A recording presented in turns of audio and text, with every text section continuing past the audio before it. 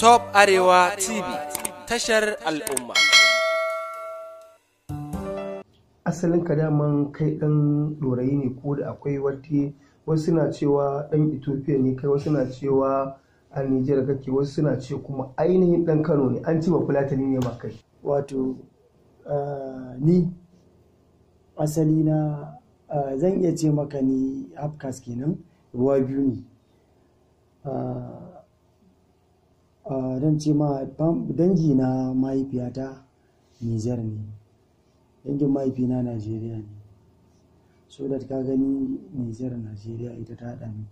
Sannan kuma ni ba Fulatani ne, amma kuma yanzu za mu iya cewa Hausa ta kwace mu, domin gaskiya kowane yare kake da, ba na jin za a haife ka a Kano ka girma a Kano baka tashi a Bahaushe ba, abu ne mawuyaci wannan.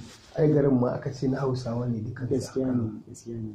Yanzu dai a takaice yare 1, 2, 3 Nijar, Najeriya, sannan kuma ni ba Fulatani ne. Wani jam sabu ni ma ban iya ba kai, Allah sarki.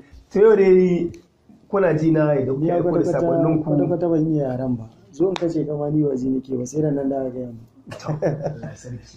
To yau dai muna tare da Musu Breka, inda zamu tattauna da shi, amma ba tsayi zamu yi ba. 1 ne 2 3 saboda alƙawarin da ya ɗaukan muku na alban 2021. Yanzu yaushe ne zaka saka wa mutane alban ɗinka?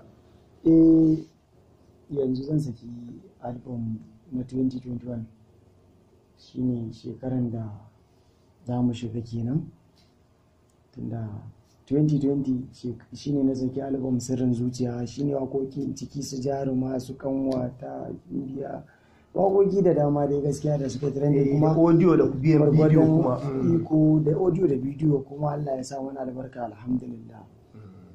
So yanzu next album da nake da shi ne Hamrat 3 audio, sannan bidiyon da zan saki sunan shi Kalmar So. Yanzu an mai title din kenan, mutane ba su kuma ban ga in yi poster din ba, ita ma tana zuwa kenan. Tana tafi insha Allah, tunda an yi poster din audio din yayi, kuma na bidiyo din ba yi ba, sakamakon ba mu kammala aikin bidiyo din ba, muna kan yi. Tunda ina jin aika bi ni ba mu samu daman zama ba wurin aiki Abuja, ka gani yanda ake ta gwagwarmaya, abun da sai dai a hajji. Ni kaina da na ji hankali na ya tashi na ga yadda kuke aikin nan, kusan kwana 12 ne ina ganin a waka ɗaya sai ga an wuni an ƙara cewa an yi rabi zuwa gobe. Na ce to yaushe za a gama waƙoƙin nan, shi yasa wato ke daɗewa kenan. To amma a cikin waƙoƙin nan kana ganin da akwai wacce ta kama ƙalubale? Na ga ana cewa ana ɗagawa, ni kai na sami hirar da kai ban samu a cikin filin wajen da kuke location ɗin nan. Da akwai wadda ta ɗan kama ƙalubale ne ga an yi rabi a ce sai gobe rabi, ko dai kawai daga daraktar ne ko kai ka ba da yadda za a yi aikin ne? A'a, ka san idan Allah ya haɗa, idan jajirtaccen artist ne kai, idan ka haɗa da jajirtaccen darakta, to gaskiya dama haka ce take kasancewa, za ka ga ana ta yi ana sakewa. To gaskiya daraktan yana da kokarin jajircewa. Kalmar so tana nufin abin da zuciya ta so, amma ana wa ɓangaren raini da rayuwa. Su ne lagon mutane biyu inda shakuwa mai kama ɗan adam da aljan da beguwa.